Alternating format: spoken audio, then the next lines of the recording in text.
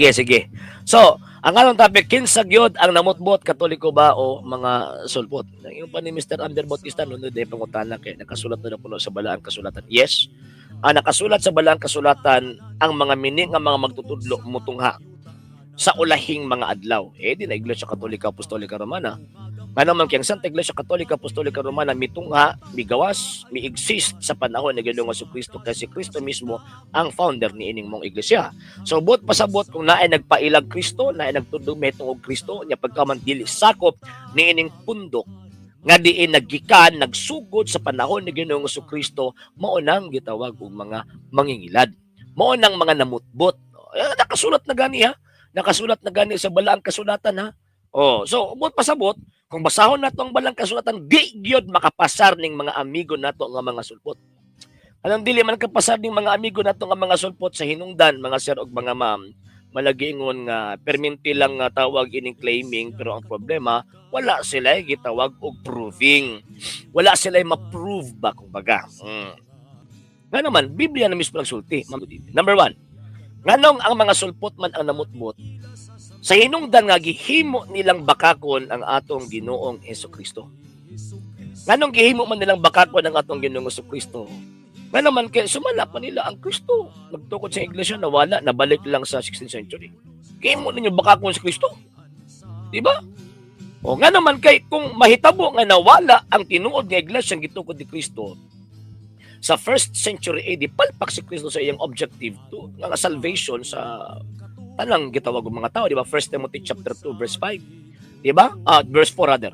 Kay katuyuan sa Dios nga ang tanang tao maluwas og masayod sa kamaturan. So kung tinuod mo nga nawala ang iglesia ang gitukod ni Kristo from the 1st century din yan, imbuto lang kay ingon mo nga kamo ang remnant, kamo daw kuno ang salin. Nya pagkauman imbuto lang kayo murag uhong, resultas dalugdog, resultas lipak. So mingon din mo nga tinuod mo kay kamo daw kuno ang tawag ining remnant. Mo bakakon ng Kristo.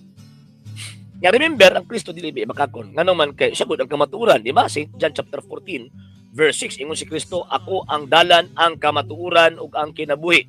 Kung siya mingon nga kamatuoran napoy gamay kabakakan. Ang giingon niya, ako ang dalan, ang kamatuoran ug ang kinabuhi. So kung si Kristo ang kamatuoran, walay bisan gamay bakak nga migawa sa iyang baba.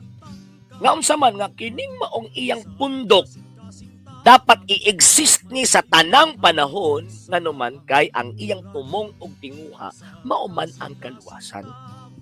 So kung nawala ang iglesia ng gitukod ni Kristo sa 1st and 1st to 3rd century, napulihan ni ganang iglesia nga kung dili na iya na ganung nga Kristo. Subot pasabot from the 3rd century, 4th, 5th hangtod karon nga panahon, way na nga luwas.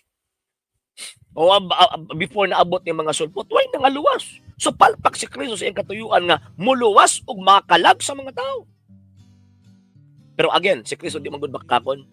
Kay dili magud tawag ining bakakon si Ginoong Jesucristo. So therefore, ang mga tao nga nagsulti batok or kontra sa pamulong ni Ginoong Jesucristo, buti pasabot niya na sila tong tawag ining mga bakakon. Sila tong namutbot.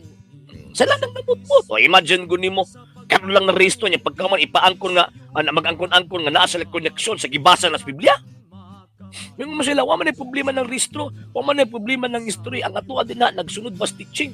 Yung sa inyong pagkabalo nga nagsunod bas teaching, kung tawag ining wala may koneksyon sa mga apostol nga inyong gibasa sa nakasulat sa Balaang Kasulatan. Kasi ako nag-ingon, bisan pag ikaw na pinakabuutan sa tanang buutan, dili na magpulo sa atubangan sa Dios. Ano man kung wa kay grasya ni Ginoong Jesucristo. Di na magpulos eh. Di na magpulos. So, buti pasabot, kung maingon mga tinuod mo, kung maingon yung atong mga higala nga mga sulpot nga tinuod ni sila, mga sir o mga ma'am, inyong gipakabakakon ang Ginoong Jesucristo.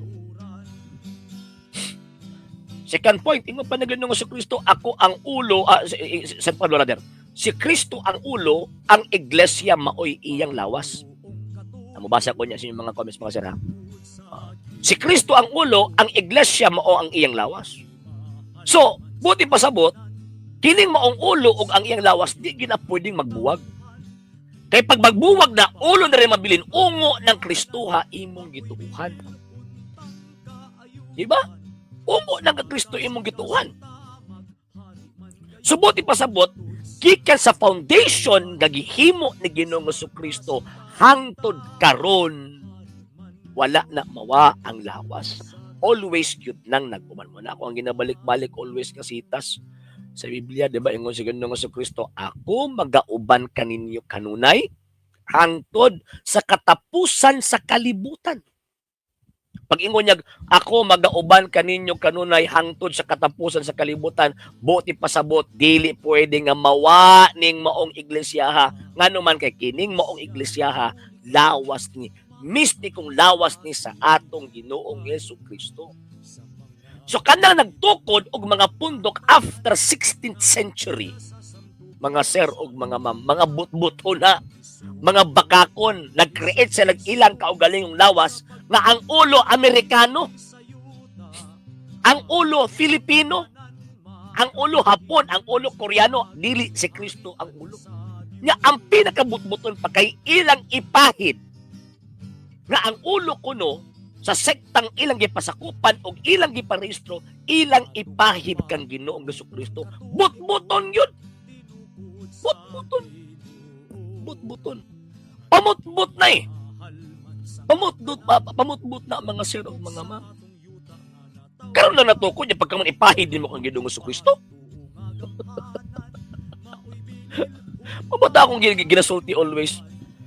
Isa sa mga ilanan nga butbuto ng punduka na rehistro. Isa sa mga dakong ilanan na rehistro. Nga naman, kung kasi sa rehistro, naadiha ang mga pangalan sa mga founders eh. Nadi na ang mga pangalan sa ulo ni anang maong institusyon na. Nadi na pangalan nakasulat eh. Karon, kung nadi na nakasulat ang mga pangalan sa mga ulo ni anang maong sekta nga ilang gipasakupan, usa kada kong pagpamakak o pagpamutbot kung moingon sila si Kristo ang among ulo kay nagsunod mo siyang doktrina. Dili oy. Di na mahimo. Dili mahimo nga si Kristo ang mo-provide sa inyong kinabuhi or mo-provide sa inyong kamatuoran o niya ang inyong founder Amerikano. Niyapag mo na. Di ba? Si Kristo naghatag og kinabuhi siyang lawas. Siya ang ni-provide og truth sa iyang lawas. Pabito gyud ng Espiritu Santo. Di ba? Kay siya ang magpahinumdum sa tanan nga gitudlo ni Kristo. Dito sa iyahang tawag ini nga simbahan. Siya ang magtudlo. Oh. Iyang ninyo, kanang inyong gipasakupan nga sikta. Nagpasakop man mo sa tawag inyong siktang sulpot. Kinsa naghatag og kamatuoran ninyo? Mo bitaw basa-kibasa lang mo. Walay tawag anang kinaiya or walay gitawag og nagtudlo ninyo nga naman sa hinungdan sa kanang inyong pundok dili iyang Kristo. Sa hindi pa po nakapag-follow sa mga pages po natin, i-follow niyo po yung mga pages po natin, RJ Horolanciano II, TV Apolia Punto Argumento page, Kuya Apologies TV page, and RJ's Vlog 2022. And pwede rin po kayo mag-send po dyan ng Facebook stars. And also, sa ating po mga channels, sa hindi po nakapag-subscribe, subscribe po ninyo yung mga channels natin, The Lay Catholic, Apologies International Official, RJ Sano II TV, Kuya Apologies TV, and Barrio Kawayan Religious Forum. And pwede rin po kayo mag-send po dyan ng super sticker, super chats, and super thanks. And maraming salamat po sa mga kapatid at mga Katoliko na always pong tumutulong sa programa po natin. Maraming salamat po. Nang dahil po sa tulong at suporta po ninyo, ang programa pong ito, until now, andito pa rin po sa social media. And until now din po, nangangailangan pa rin po tayo sa tulong at suporta po ninyo dahil wala po kami magagawa rito mga sir, mga ma'am, kung wala po yung tulong at suporta po ninyo. Sa gusto pong tumulong, sa gusto pong sumuporta, pwede po ninyong ipadala ang tulong at suporta po ninyo sa pamamagitan po ng ating mga account numbers dyan po sa ating pong screen. And pwede niyo po kaming i-message sa ating pong page kung via remittance po yung papadala po ninyo. Maraming salamat po in advance.